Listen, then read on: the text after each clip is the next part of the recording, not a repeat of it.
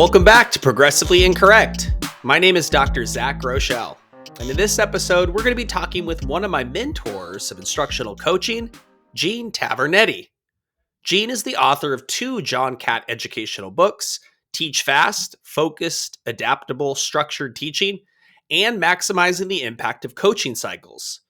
He is one of those folks I go to for common sense instructional coaching advice because he's developed something of a sixth sense for how to approach difficult conversations with teachers. Recently, he wrote a bit of a viral tweet on Twitter X that went as follows: "Experienced teachers, please do not opt out of meeting with the instructional coach. Meeting with expert teachers allows the coach to learn from them. This makes the coach better, resulting in the entire school getting better." As innocuous as that tweet might seem to you and I, this prompted enormous backlash from teachers and administrators alike, which just goes to show how contentious this whole instructional coaching thing tends to be. There are a lot of strong opinions about instructional coaching, fueled largely, it seems, by poor experiences with past instructional coaches. So it was great to be able to sit down with Gene and talk about what he does and what I can do as an instructional coach to move learning forward. This episode is brought to you by John Catt Educational, which publishes some of the best books in education. Since I will be presenting at Research Ed Warrington and Research Ed Greenwich this spring, I thought I would highlight John Catt's Research Ed series, which includes the Research Ed Guide to Explicit and Direct Instruction and the Research Ed Guide to Educational Myths. You can find the links to these books, as well as Gene Tavernetti's books, in the show notes. All right, that's it from me. Let's head on over to chat with my friend and fellow instructional coach, Gene Tavernetti. Hi, Gene. How you doing? Oh, great, Zach. Good to see you again. Yeah, you're one of those people that that I've been wanting to have on the show for a long time, and we talk all the time about instructional coaching. Where are you calling in from for people that don't know where you're from? I'm in California, Fresno, California, right in the center of California. And what do you do? What is your job? Like, could you tell us, like, day to day, kind of what do you do, and what led you to this point? Well, at this point, depending if I'm talking to my wife in front of somebody or not, if my wife's not there, I say I'm semi-retired, and if she's there, I say I work part-time. So I work with for the past 20 years, I've been working with school districts as a consultant instructional coach. Most of our work is word of mouth, so people know that when I come in, we're going to be talking about some sort of explicit instruction, and we're going to train in explicit instruction, and then we're going to coach all the teachers. Now, when I say all the teachers, if I'm in an elementary school, it may be all the teachers. It's very possible if I'm in a secondary school, we may be starting with a specific department.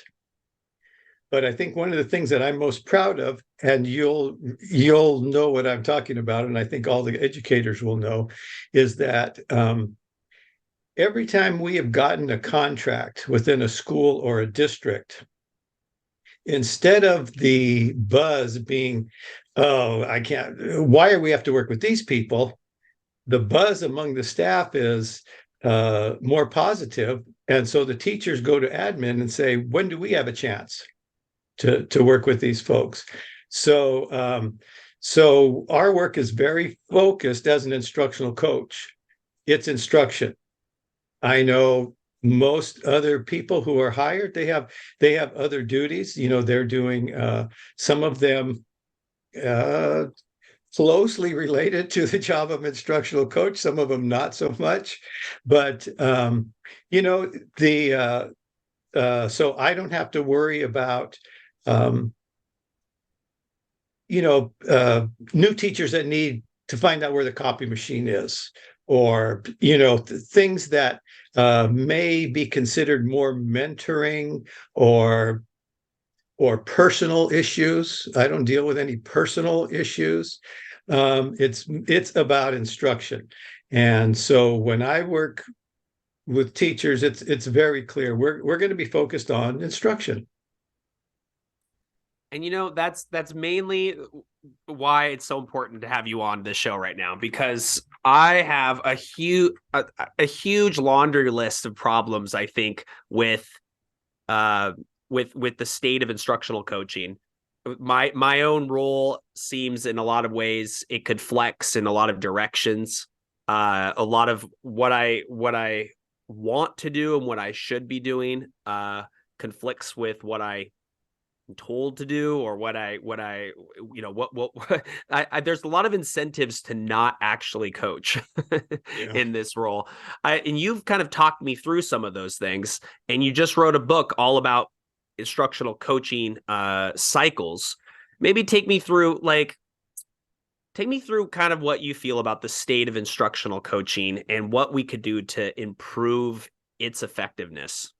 Well, I think that when I have an opportunity, let's say I'm at a conference or I'm at some event and I meet an instructional coach, one of the questions that I'll ask is, how many teachers do you work with? Like, what percentage of the staff? And it'll range from 30 to 50%. And I'm thinking, why do you get a full-time salary? I mean, what in the world are you doing? And they say, well, I only work with volunteers. Now, if you're only working with volunteers, to me, there's the first issue is the administration. I just think the administration should say that, you know what, we've got Zach, or whoever the coach is, and say, we want everybody to meet with our coach. Now, if I'm working with a veteran teacher, my meeting with that veteran teacher is going to be very different than I'm meeting with a novice, but I'm still going to be able to meet. So I think one of the biggest issues now is that the coach doesn't have an opportunity to meet with everybody. One of the great things about meeting with everybody, if I get to work with an experienced, excellent teacher, I get to learn. I get to learn, and then I get to share. Almost every school has a PLC or something like that. And now, because my job isn't just there to tell them how smart I am.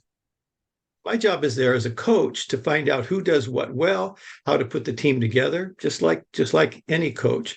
So I think the biggest thing is we just don't work with enough teachers, and so that's the biggest issue that I see in instructional coaching. And when I put to Twitter or any online forum, what do you feel about instructional coaches and instructional coaching? When I put that to teachers, it's almost unanimously negative. It's I've never had an instructional coach who did a lick of difference to my practice. The instructional coach I knew was always in their office. The instructional coach I knew didn't know anything about teaching, or maybe they had a preferred way of teaching that they tried to impose on me. The a huge list of like a lot of grumblings around this, and the schools are paying a ton of money.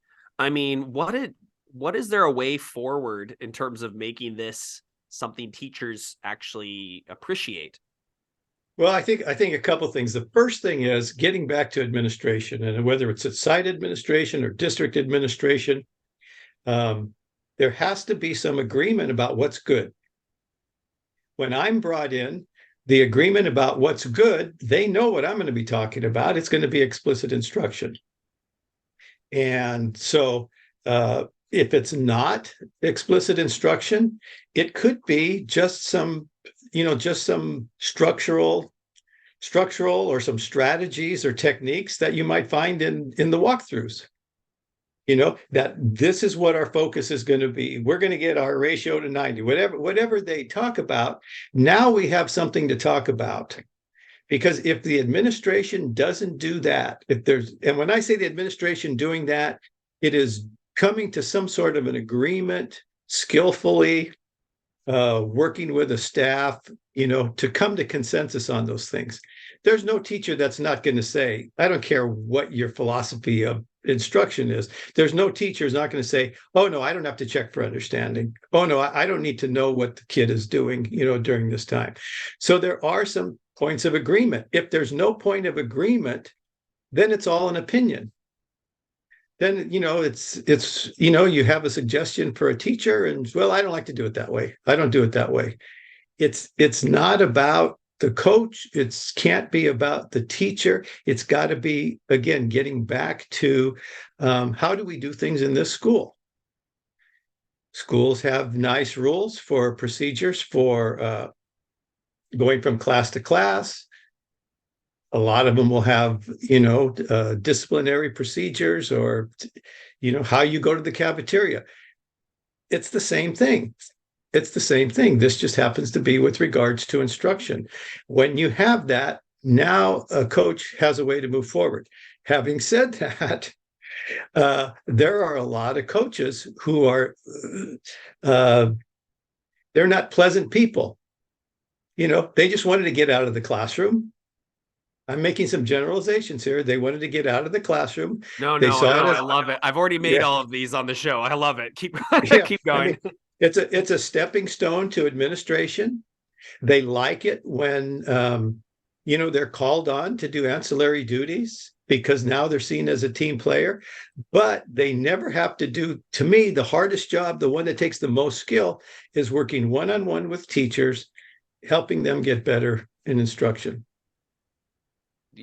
We talked about this at another time, but a lot of times instructional coaches, I feel like, live for these sort of, like you said, they're called upon to do something that, requires, it's sort of a visible role, right? I can go and help with this discipline issue and then everyone saw me, or I can, I helped with the assembly. I helped put it together so everyone knows that organization system came from me, right? But the one-on-one stuff is kind of private. It's no one's observing it. The other one is these meetings that some districts put on us. Come on to our meeting and we're going to put together some paper chains and we're going to do icebreakers. We're going to get to know each other. We're going to eat some chocolate.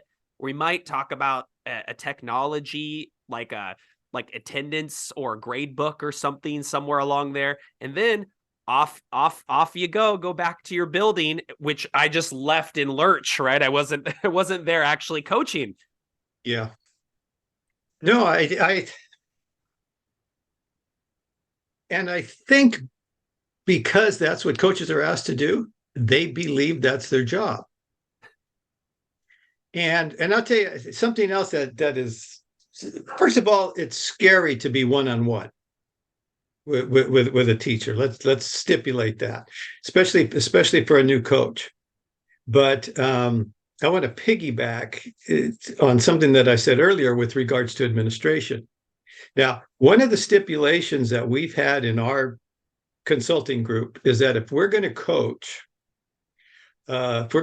teachers, at the same time, we want to coach their personnel who are, the site or the district personnel, because we're just there for a few days. We're trying to, create increased capacity. So we want folks there. So we'll tell them, one of the stipulations when we come in is there's going to be admin there when we do the training, because I'm going to say some things that this is not my first rodeo, so you may have to translate that for your British folks. I don't know, but teachers during trainings, they'll have some of them will come up with something like, well, we're not supposed to do that. We've been told not to do that. So I want the administration sitting in the room hearing everything that I've said. And then I will even turn to them and say, do you want to add to that? And they'll go, no, we agree with everything. So we want agreement there. And then we also want them involved in the coaching, because I'm trying to coach them as well. I'm coaching the teachers, but I'm also training the site personnel in how to better support teachers. Here's the story. So I'm working with a science teacher. Science is not my content area, but I don't worry about content area because I'm worried about instruction. But the principal is with me, and the principal is with me because He is the administrator. There's a large high school. He's the administrator who evaluates this teacher. So he's going to be involved. So we watch the lesson together. And in between the time that the lesson's over and the time we're going to debrief with the teacher, I get to have a conversation with the principal. He has wonderful insights. Not only does he have wonderful insights with regards to instruction, but he has examples in the content area because he had been a science teacher. So we go into the debriefing session.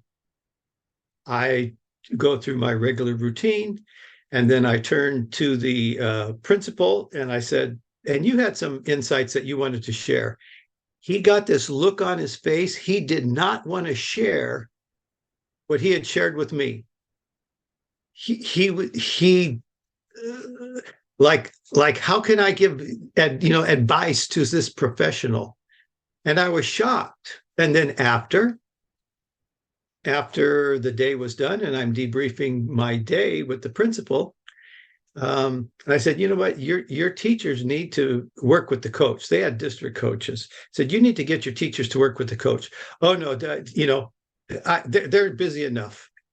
I don't, only if they volunteer. So the point of that long meandering story is the administration doesn't know how to do it. They're afraid to do it as much as some of the coaches maybe have some reticence. They're afraid to do it, right? And I understand the fear. That's the first thing. Too. I understand the fear because I've done it. And a lot of the people commenting on instructional coaching have not done it. But I understand the fear because people are very different and there's social dynamics. I'm 34 years old, but when I started doing this, I was 30 years old. Right. And there are people that are 64 years old who've been teaching for years and so on. Right. I understand the fear. But there's something in there that is missing in so many public schools that you mentioned, and that is a coaching focus or a what I would call a house style, right? In this school, we focus in on responsive, explicit instruction that uses formative assessment, right? This kind of school only exists in my imagination because every school I've been to has not been has been agnostic when it comes to what their teaching should look like. And it seems like that's a precondition from what you're saying to actually having a good coaching program. Well, it's very clear to me, and I'm saying this humbly because I was not a good teacher. I was not a good administrator because I didn't know. It's taken me 20 years to get to know what I know now. And so I understand that. And we've worked with administrators and they've come out of a coaching cycle with us. And after the debrief, they would thank me and says, I never knew what to say to a teacher. I didn't know what to say. They're not trained in this either. And depending on the district, many districts are very incestuous. Just let me say it that way. You could have started out as a teacher, then you become a VP, and you're in this small place that they just don't know how to be better or get better.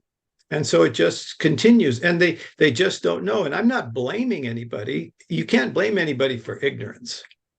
They just don't know.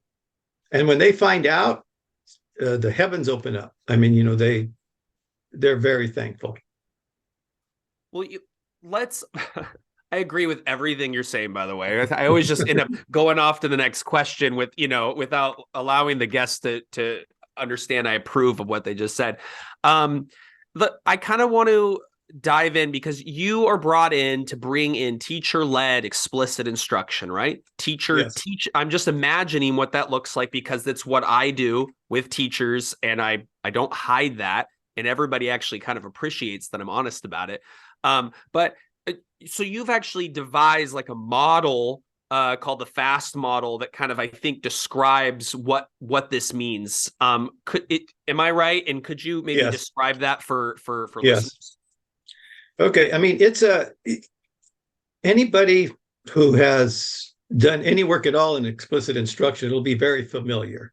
You know, uh, it's a it includes a connection to prior knowledge. It's a very clear objective.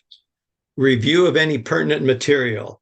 We have developing a concept before we model, and then we have guided practice, a closure, and then independent practice. But I think one of the reasons that I think that teachers go for this, or they're accepting of it, is because number one, we acknowledge what has been pointed out as lacking in poor explicit instruction. One of the things is there's, concept development. Many explicit models don't do concept development. And you always hear about, you go into a math class and you ask a kid, what are you doing? And they can tell you, they can show you what they've done, but they have no idea what they've done. And so by acknowledging some of the issues and by answering some of their concerns within the lesson framework, they're able to see it. And our framework is very inclusive. So, for example, in California, it is very, very rare. You don't go into school in California that doesn't have a high percentage of second language learners. So within our framework, embedded in the framework, are all the strategies they've learned, for second language learners. So they get buy-in, because one of our first contracts that we ever got was, and I won't name the district, but a very large district that served incarcerated youth. And incarcerated, it was from juvenile hall to detention camps to kids with mental health Illness. issues, Yeah. halfway houses. It was like that. And they were being sued by the Department of Education. Well, actually, it was a civil rights violation because they weren't providing adequate instruction for their second language learners. So the first thing we did, my partner and I, we went and we interviewed every teacher in that. It was like over 100 teachers. Every teacher could name the strategies that they should be using. Not one did them, because they didn't know how, and they didn't know how to do it within the context of a lesson. So it's like all of these disparate, discrete strategies, but they didn't know how to put it together. So all of that to say, when we present this framework, this model to the teachers, they see how it solves some of their problems. They see how it's not another thing. It's a way to do what we're supposed to be doing. The other thing is, we don't say throw out stuff. That if they have a favorite way of doing things, that's okay. The framework is big enough to be inclusive, but we give them criteria by which to judge whether they should really be doing it. We don't tell them it's cognitive load theory. We just say, gosh, do you think that might confuse them? If we talk about that at the same time we talk about, so they make decisions. So I think that's why it is received. And I think any coach, anybody talking about instruction and or talking about just helping teachers, the secret is tell them something they don't know. If you have something that they don't know, then they're going to have a lot more respect for you. It doesn't have to be a big thing, and don't beat them over the head with it. But if it's just something they don't know, I think I'm going to listen to this guy.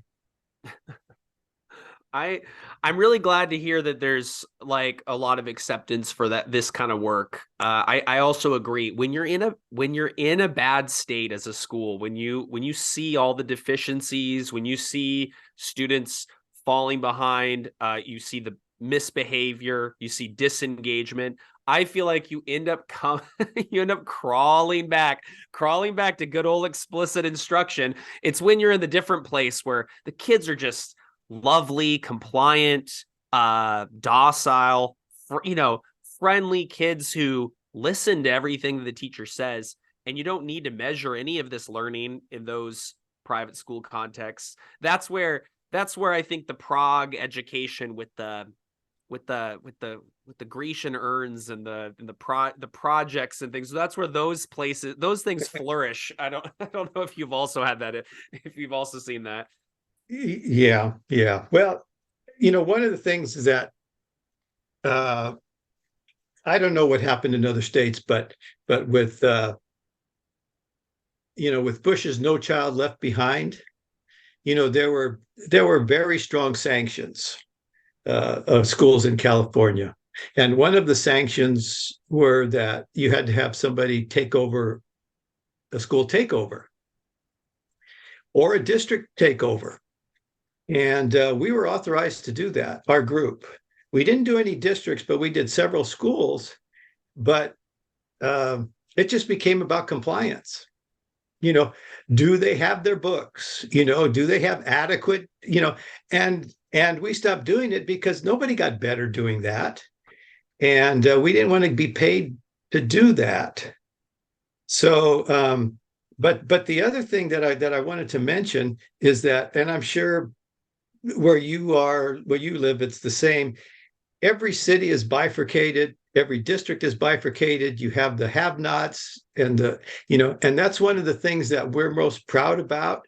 We usually, because where we started, where we were working with underperforming schools, we would be working with a couple schools there, and then they'd find out, well, wow, this would work at this school as well.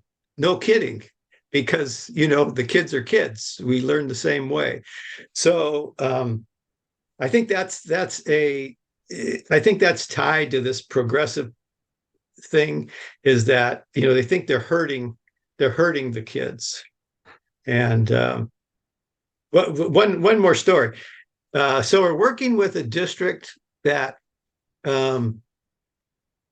is literally on the beach. Okay, literally half their campuses are on the beach, and so I'm training coaches, and what they had the coaches do is go through coaching cycles. So they would have, like, let's say 10 coaches, and one of those coaches would go through a coaching cycle, the rest would observe. So it was a turn for the AP physics teacher. And she just said, I have to be honest with you. I don't know what my kids are going to think, because I usually just come in and give them a problem, and they go to work on it with their partner. And she said, but you know what? I'm supposed to be here, and so we're going to do it. She taught the best lesson. I mean, it was incredible. But before she taught it, she said, I have to be honest with you, though. I'm going to check with my kids after to see what they thought. Here was the interesting thing about this lesson. First thing I always ask is, what's your learning objective going to be? She says, well, I've got two. She says, one of them is going to be, we're going to talk about the theory that Albert Einstein had that won him the Nobel Prize. And then we're going to do another objective. I said, what? And so at any point, we got her to get back to just a single objective. At any rate, she teaches the lesson. We meet the next day, and I said, well, what do the kids think? And I observed the lesson, and the kids were all over it. She says, well, the kids said it was great, except I didn't have to give two examples. I got it after one. That was the total, and she's afraid of the kids. I mean, and this is AP. Well, I'm sorry, one more AP story. Another AP physics. And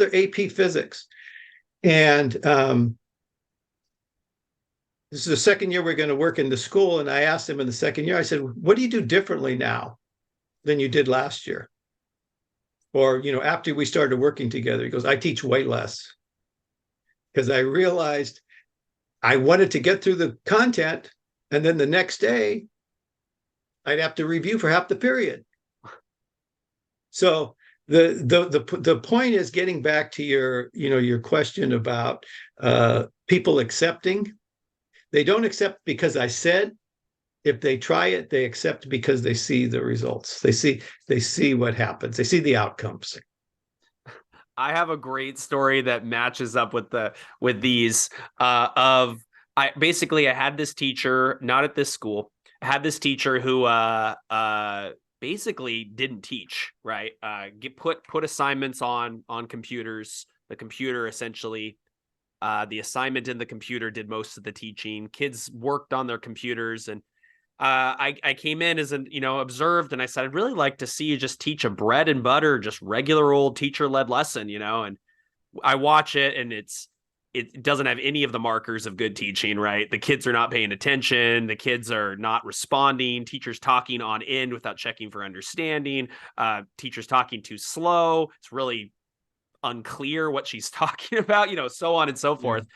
I do a model lesson, and I think this will tie into some questions about model lessons. Okay. I do a model lesson actually around cognitive load theory. It was funny. I just picked that as I picked it as a topic just to show I could teach these high Yeah. schoolers anything this way, right? Yeah. Do a whole thing on cognitive load theory. They have many whiteboards. They're responding. They're making the mental model, the model of the mind on their whiteboards and showing it to me and progressively adding it. There were administrators in the room, and they were just amazed. They were like, this is such good teaching, and so on. Afterwards, I asked that feedback. You said like the kids told me I could have done it in one example instead of two. Her Yeah. thing was the kids told me that it was too much work. that I worked them out too much. And she concluded from this, she even said that one kid said they had a headache because of how hard I drained their little energies. And she concluded that this kind of teaching is just too intense for children. Yeah. I've said this for years, and that is I've never convinced a teacher to try something. They've just decided on their own to try it. And I don't care why they decided to try it, because when they try it, they're going to see results. And I think, we may have talked about this before about, teacher stamina and student stamina. It may have been tough for them considering what they were doing every day, but guess what? You'll get better. And just think of the extraneous load of having to learn how to use the whiteboards. I mean, you've got two things going on, so which would get much easier. So, yeah. What do you think about model lessons for instructional coaches? Like, is it a go-to tool? Is it a first tool? When would you use them? I model lessons during the training. I model it, and I tell the teachers, you're students. And I always choose a topic that they may have been taught but forgot, or I want to scare them. Okay, let me say that, and I'll tell you one. And I'll ask them after. I said, before I taught this lesson, what'd you see when you saw that objective? And a language arts objective I like to teach is analyzing the use of rhetorical devices in speeches. And they tell me after that they could not believe, they were afraid they were going to be embarrassed because they weren't going to be able to do it. But so what I'm trying to get across to them is not to show them how to do everything necessarily, but to show them the effectiveness of the model, so that they didn't think they could do it, and ask them, well, when did you know you could do it? Well, I think after the second guided practice, I was, good. That's exactly what I was looking for. Now, that's a complete lesson. I will tell coaches, do not go into classrooms and model lessons. Now, for several reasons. One is that you've hired a teacher. They don't need to see you do everything. Because what you are proposing, if you're doing a good job coaching, you're going to be focusing on just a few things. So you let them do you let them do the beginning, you let them do the preview, they do the objective. And then if they get stuck, I don't go up and tell them, I'm going to do it with you. I want them to tell me. So during the planning, I will say, I said, this is not going to be a performance. If something happens that you get stuck, because this is brand new stuff for you, according to what you've said, that you haven't done it this way, just look at me and say, Gene, what do I do now? And we'll have a conversation, and then you move on, because they don't need to see me do an entire lesson. They just need to see the things they don't know how to do and focus on that. I had a teacher. We do a little bit differently than most folks, and a teacher was struggling at the beat. She did the first guided practice with the kids, and I saw she was struggling, and I raised my hand. I said, "Could I do one with the kids?" You know how you do that, And so I get up there, and I do the guided practice in the way that we had talked about. And I said, okay, let's do another one. She literally bumped me off the stage. I mean, she goes, I got it now. I got it. I know how to. And she did. She did get it. So it took me 5 minutes or less to show what she needed to do. All right. So I think you can get those things done. If it's not something that's absolutely brand new, don't do it. The other thing is, there are things you can practice, when you're doing your planning. We worked with a teacher the other day. He was a special ed teacher, and every time he gave an explanation, he changed the wording. And he was a second language learner. And we rehearsed, we rehearsed it, just how to say one sentence. And I said, okay, here's what I want you to do. You got it now? Write it down. Do you have it written down? Yeah. Okay. Tomorrow when you teach the lesson, you're going to read it, because it has to be perfect. You can't, so there are ways you can take care of that. Now, this poor guy, I'm going to say I was in another classroom, and teacher was having trouble. And so I said, do you mind if I, and I stood up, and these kids ate me up. Okay. I didn't know them. They all had IEPs. It was a special day class. I had to take a kid out, and then, so the point is, if you don't know the kids, you're supposed to model for the teacher, and you don't do a good job. Now, where are you? Where's your credibility? Because now they're saying, see how my kids are? See how tough it is? So I don't want any part of that. I don't want any part of that. And then what happens in the staff room? Guess what? The coach can't do it either. That is the most honest description of, and this is what I think too. The other funny part of it is, even if I succeed in this situation, which because I deal a lot with the discipline here. I hold this radio, right? I wield this radio at all times, and they know I have a direct line to their parents. I have a direct line to the principal, right? They know this because I deal with the transitions. I deal with the hallway behavior, the bathrooms. And so they don't know me as a teacher. They know me as a disciplinarian that they don't even really know what I do otherwise, is the truth. And so the other side of this is, I will come into a classroom, and if I will model a lesson, and everyone is just dead silent. And I think the teacher could easily interpret this as, of course, it's because they're kind of scared of you. They're a little scared. Yeah. This wouldn't work for me because I'm not a man, maybe. I don't have a loud voice. Also, I don't have a radio. I haven't been involved with the discipline, and they don't want to get in trouble. All of that could backfire just as well. Well, another reason, you're talking about the discipline, that's another reason why we want an administrator in a classroom with us observing a lesson. because I'm not there to see how well the teacher controls the class. I'm not looking for classroom management. I'm looking for how well they can teach a lesson. So having the administrator there, or having somebody like you in your position who they're semi-afraid of, that takes that variable out, and now the teacher, now I can talk about that. It's not that I don't ever talk about classroom management. It's just that I don't want it to be the only thing, I'm and writing this it's down. rare. It's I'm rare. I'm writing this down because I've never heard this before. So I'm serious. So what we like to think of is that we want the teacher's professional development to happen in a very naturalistic setting. Like, we don't want to create any simulations because that won't be real enough.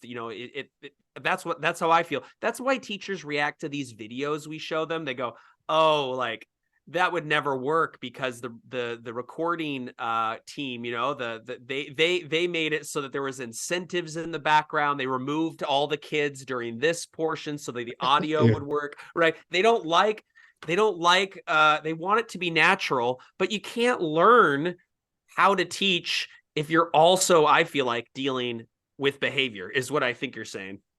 Yes. Yeah. It's you have to do one thing at a time. Now, within our framework, we teach strategies because one of the things we believe is that there's so much misbehavior in classrooms is that there's too much dead time. And one of the things, again, in California, in second language learning, say, well, we need to give a sufficient wait time. We need to give sufficient wait time. I get that, but if I'm asking a student to determine which digit is bigger, a 3 or a 4, and circle the big one, how much wait time do you need? So I'll ask teachers, how long do you think it should take them to do this? Oh, I don't think any longer than 45 seconds. 45 seconds. I mean, you're going to have chaos. And so we need to make it, we're trying to make a deal with these kids that we're going to go as fast as we can. We don't want you to be bored. So I think that's part of, the classroom management as well. We want the instructional design to help facilitate better behavior. But if it's real bad, like I was working with a new teacher, and I was working with a new teacher and training a new instructional coach. And this poor teacher, the kids, we didn't step in. We wanted to see how the teacher would handle it. But it was not good. And so being a brand new teacher, I talked to her after. I said, you may not know this, but what that student did was unacceptable. That student should have been in the office.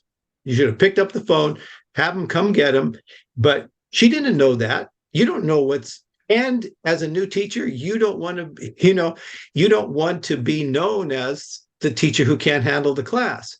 So I told her, I said, when we're done, you need to set up a meeting with the vice principal and find out the procedure that she wants so that when you send a kid, they know why you sent it, what you've done before, everything that's happened. Because then they can do something about it. Because it's just like, you have to have agreement on what I feel a little bit embarrassed telling you this based on your tweets, but, just like you have to have a procedure, for instruction, you have to have a procedure for expected discipline and behavior. And most schools don't. And that's why teachers become so upset because they send them out and, oh, nothing happened, but they don't know, though, at any rate. I try not to concentrate on behavior, but sometimes you have to. But it's got to be bad for me to talk about it. What do you think about, like, I've never been able to say this strategy, and I wonder if this is controversial, right? You talked about the pacing. It needs to be quick. The pause and that dead time. It really needs to be intentional when you're doing some think time. It needs to be about something that they actually can think about for that amount of time. And then you need to briskly move to the next thing. And so you're still teaching fast, but there was this interesting little pause in the middle. What do you think what do you think about when you're first getting this going, that you sort of have to sacrifice the slow pokes in the class because the teacher has been gotten everyone used to, we wait for the slowest kid. And the slowest kid is so slow at doing their work, it's unnaturally slow. And so what you do is, at the first you speed it all up, and the kids are going, like 5 kids at first are going, but I'm not done. I'm not done. You're going, nope, we're moving forward, kids. We're cooking. I don't have a minute to waste. And all of a sudden, I swear, within 20, 30 minutes, they all understand, and they're now working at a much faster pace. Yeah, yeah. No, I think more than we think, and more than I think, I believe if you structure the lesson correctly. So when we train teachers, we tell them, you're going to do 3 guided practice problems. And we do it in a specific manner. And we tell them that the first time you do it, a lot of it, they're not only practicing the content, but they're practicing the procedure. So we are going to be a little bit more intentional. It's described in my book, but we're more intentional. And then in the second guided practice problem, you're going to see a huge increase, a huge learning curve. You're going to see just a lot of kids. And we're doing what you said. Just going to say, you know what, this should take you 30 seconds, or this should take you. And again, I always say, give them an extra 5, for the slow ones. But usually the slow ones don't need more time. They need more instruction. So after the third guided practice, we tell them your class has now been bifurcated. The kids who want to go on can go on. All they want you to do is get out of the way so they can go do their work because they learned it. The other kids need your help. There was nothing you could have done during that lesson to help that group of kids who needed the support. But like you said, that it's going to be fewer people than you think. If you're effective in your instruction, if you're effective in your formative assessment, not only do you have a small group of kids to work with, but you don't have to teach the entire lesson again, because you can just, hone in on that thing that they weren't able to do. And that's what you're going to practice. Like, let's say it's a math problem and there are 4 steps. Say, guys, everybody in this group I know had problems with step 3. Here's the problem. Do the first 2 steps and stop. And then we'll do the third step together. So it just goes a lot. We can go more quickly than we do if the design of the lesson is correct. And the other thing that I tell, I had one teacher, 7th grade algebra teacher. So algebra in 7th grade in California is an advanced group. So she asked one of her top student, says, what do you think of this method of instruction where I ask you to only do 1 step and stop? She goes, it's such a relief, because I always felt like I had to be the best. I had to be first, but you gave me permission to do it and stop. So that's enough on that. I mean, unless you have more questions, but you can do it. You can have a brisk pace, is what I'm saying. But the teachers don't know it until it happens in their class. You've coached them on how to do it, and you're in that class, and the teacher will look up at you and smile because they know that their kids are getting it, and they had never realized they could before. Yeah, that's something that really changed in my mind recently from using these DI, direct instruction programs. It has been like, when students are successful, when that success rate is really, really high, like almost 100%, how much more the buzz in the room, the enjoyment of the learning, the engagement, the motivation, how much that spikes. And I really realized, like, when I was teaching math, I was looking maybe for 50%. I was looking for something a little lower, and I wasn't doing the step-by-step instructions like you know what I mean? Yeah. Yeah. And they love it. And I hate to talk to, cognitive scientists about this, but there isn't it's dopamine that is you get an injection when you learn something, when you get something right. I mean, you've never seen somebody learn something and not smile. It's impossible.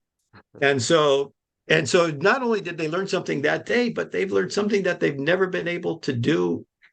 I mean, geez, you get into some middle schools and the kids have been in classes, in remedial classes for 3 years learning their times tables. Yeah. No wonder they don't want to. Anyway. Let's get off the detour. Let's go back onto Okay. the instructional coaching, because I have Okay. Okay. I have a bunch of questions. Okay. These we kind of prepared together, so I'm interested in what these categories kind of Okay. of instructional coaching. Um, what do you mean? What do you mean by what would you suggest when it comes to working with resistant teachers who really don't want to be in this, don't really have a beautiful growth mindset about teaching? Well, let's say I'm going to give it from my perspective where they've been told they're going to meet with me. Okay. I think the first thing that you need to do if you're working with resistant teachers is, and I tell whether it's me as an outsider going in or an in-house coach, you got to get into the classrooms to see what teachers do. You have to know who that teacher is. Okay. And to me, that's just respectful, because if you're going to start working with a teacher and asking questions, and you realize this resistant teacher is an expert teacher who last year had a coach trying to, telling them what they did was no good, and they don't want to be with the coach, you need to know that. I need to be able to sit down with a coach and say, wow, where did you learn how to do that classroom management strategy? Where did you learn that, how to use those graphic organizers? Where did you learn that? And now that coach realizes that I appreciate them already. The teacher, you mean? The teacher. I appreciate the teacher already. The other thing is that if I'm going to work with resistant teacher, I have to realize that their resistance may have nothing to do with me. You talked about being young. I remember the first time I went to a school staff, I was 36, and I did a presentation, and the teacher said, "Why should we listen to you? Who are you?"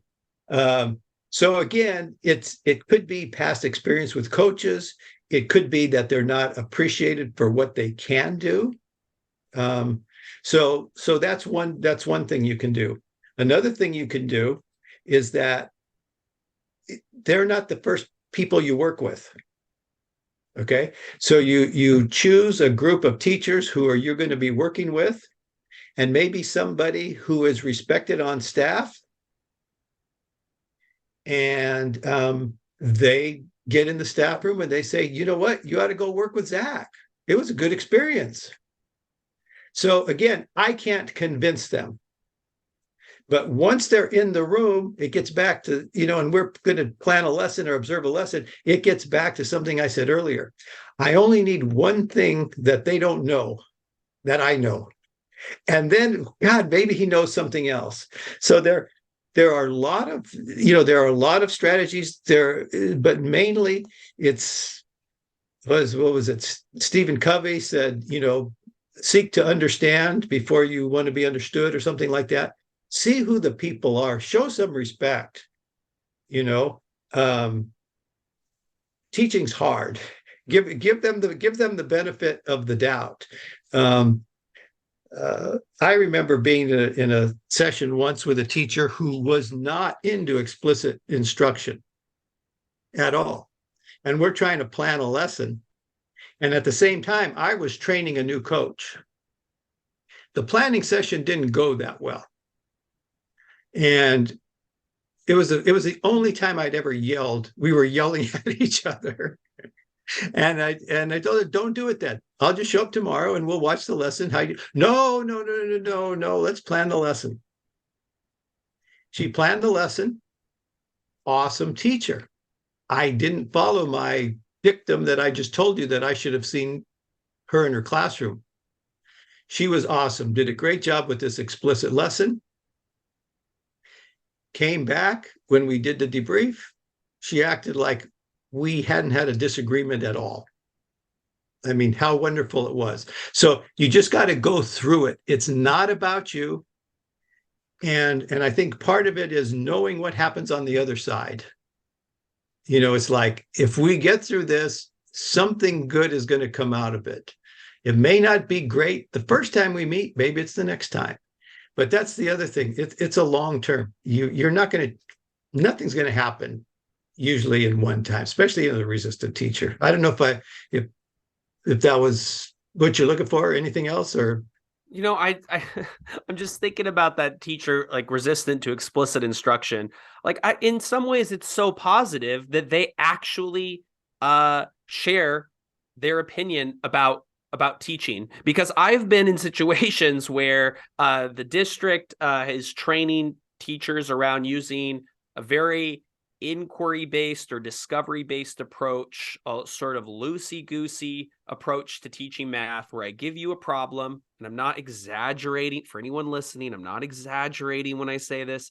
They give you a problem. The students work in pairs. They do not have the prior knowledge to be able to solve the problem. The teacher circulates and puts out fires. And then afterwards, at the very end, teacher puts up different student work and compares the solutions and tries to get the students to derive from these exemplars which of the procedures are most efficient or something, right? And I've been at those type of trainings where the teachers went, oh yeah, that's really cool. And then they meet with me literally the next day. And I go, so teach from the front, teach the steps, have the students work on each step individually, and then get them to actually learn the darn thing. And they're perfectly fine with that too.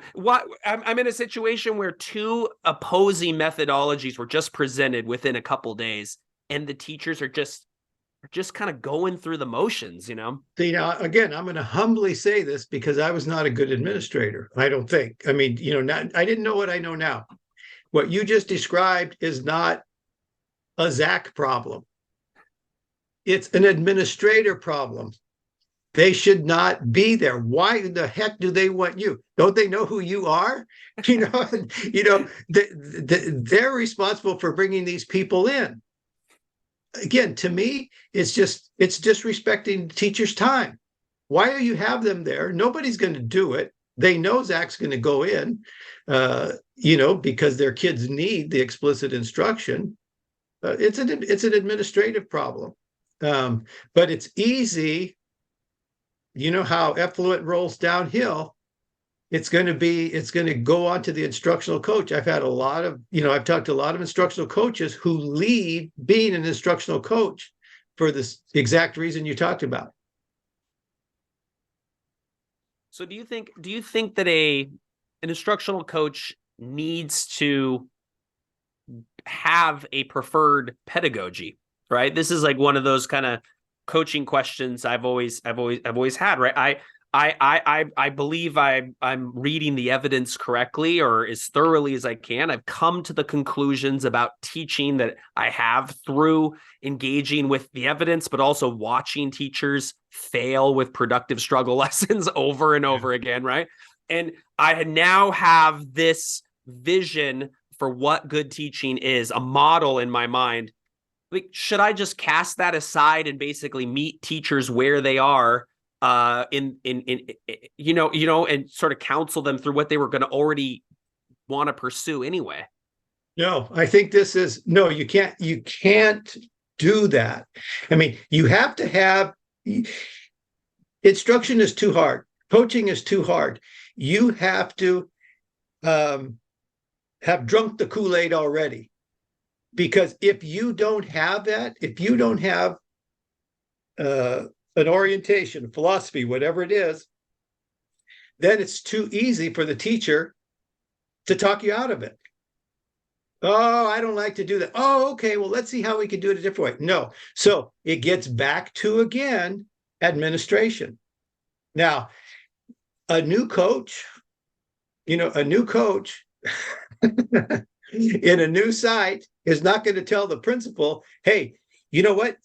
Let's write the email that you're going to send out to your staff right now saying that I'm the new instructional coach and I'm going to be in every classroom in the next 2 weeks to get to know them. We have to determine this. This is what we're going to do.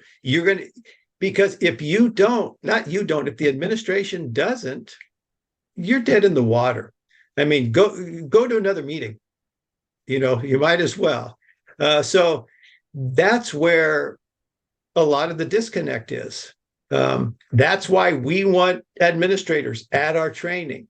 That's why we want them sitting with us when we're working with teachers, so they know exactly what we're saying, because that's the only way they're going to buy it. That's the only way they're going to buy it. And you're right. Like my what I'm thinking is, why not just go into administration? Something I really don't want to do, because I don't want to be taken away from talking about teaching all the time.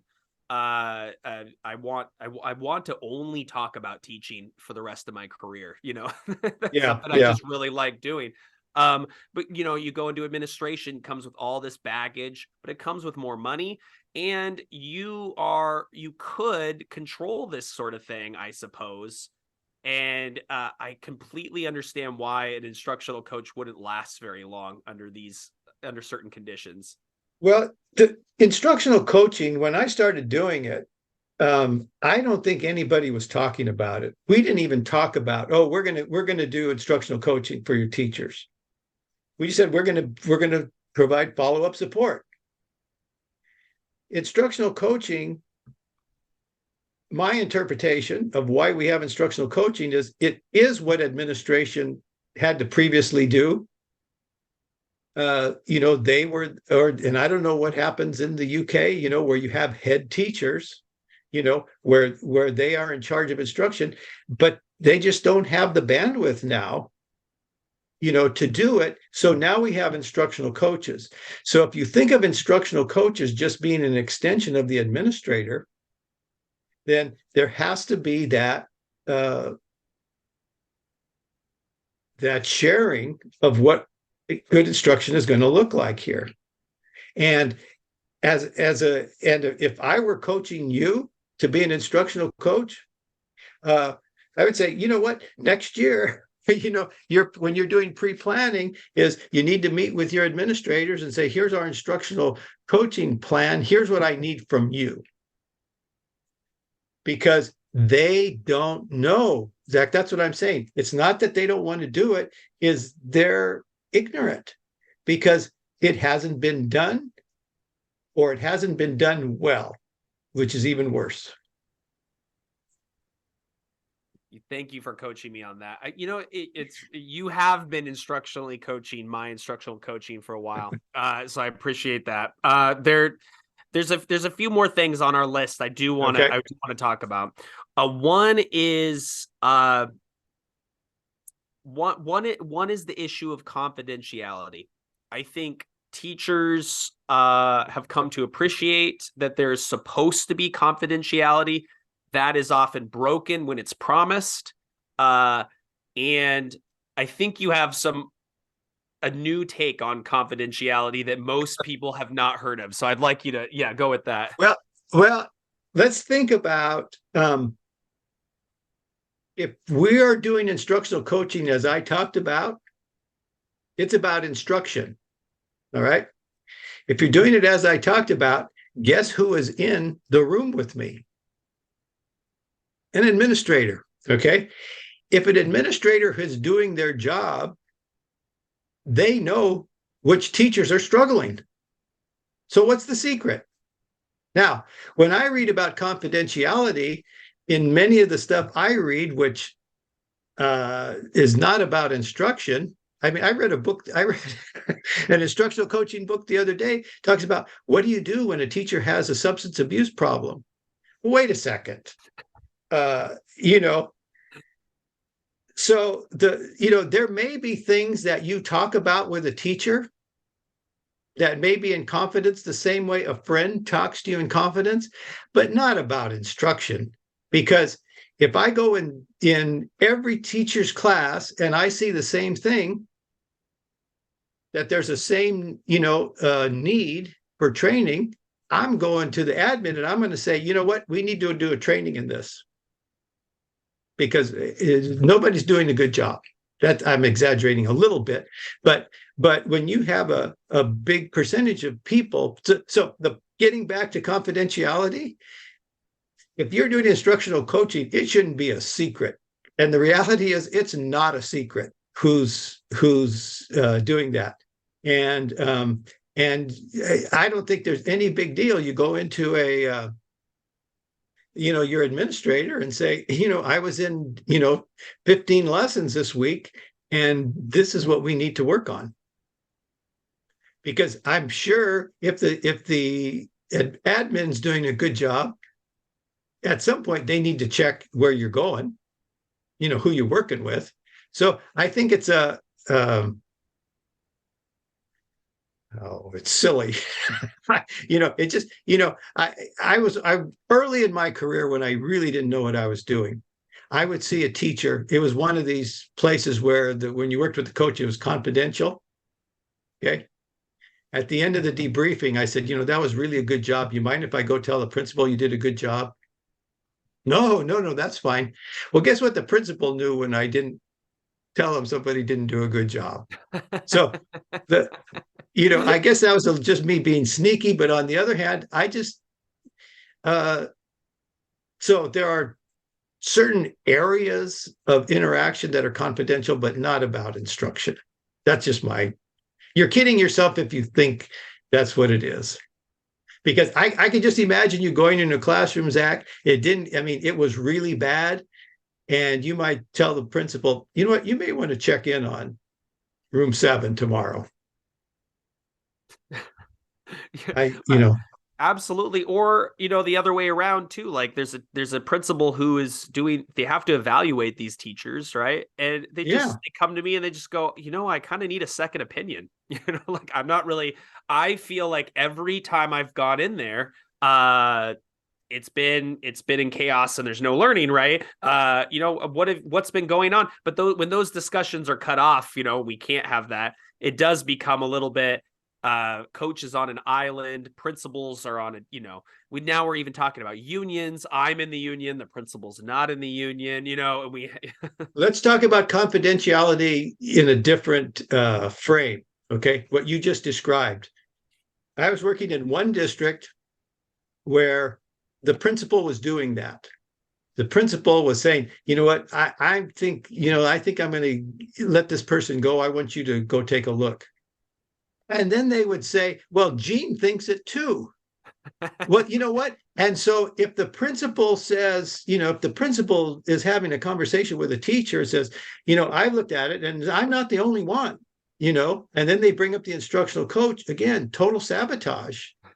So I think that's more important in the confidentiality, than the teacher, because that's open source. That's anybody can see that. Yeah, totally. You wrote a word that I want to know what you meant when you said neomania. Oh, neomania is something that happens at every school across. I know in California, it's new and everybody gets excited about it. And so they jump on it. And it's the newest thing. And I'm going to tell you, the last few years, grit makes me crazy.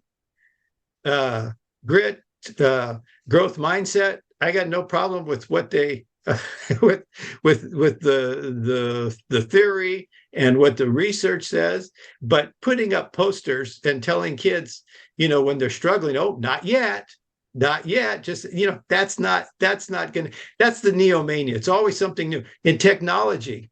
What platform you're using? Oh, we used to use that one, but oh, this one's got a better. So that's the other thing, and it goes back to the progressive, if it's new, it's better. Not necessarily. Gosh, and I hope that teachers feel supported when I'm one of those people who says, like, let's just stick with the basics. Let's de-implement some of this new stuff. Oh yeah, that new thing that every but other school is like rushing towards. Let's figure out our behavior first, right? Yeah. Let's make sure we're teaching like the whole time. uh But it's funny you say behavior. Working with a first grade teacher who had terrible classroom management skills. And and she admitted that to me, when we were doing the planning before I observed her. I go in her classroom and she has what they call flexible seating. She's oh got kids yeah. bouncing on bouncy balls and she's got all of this crazy stuff going on. And I talked to the administrator after. I said, you know what, you need to support her. She really doesn't know what to do with classroom management. She goes, oh, we sent her to a training last year. I said, is that where she learned to put kids on bouncy balls? She goes, oh, yeah. I said, well, okay. Anyway, sorry. Oh, but she must have been doing it wrong, right? Flexible seating would be better if she had just done it better. Yeah. You mentioned something in this that really is close to my heart, which was that coaching is like the therapist, the coaching is the counselor. Um, there's even a particular instructional coach consultant who I feel like there's a cult around her in terms of like her books being like her books being very popular in instructional coaching, but they rarely talk about instruction. They're rarely about coaching instruction. Do you find there's any role of an instructional coach that moves outside of the basic teaching part of the job? Well, I think you have to have empathy for the job, because it's so hard. And my master's was in counseling.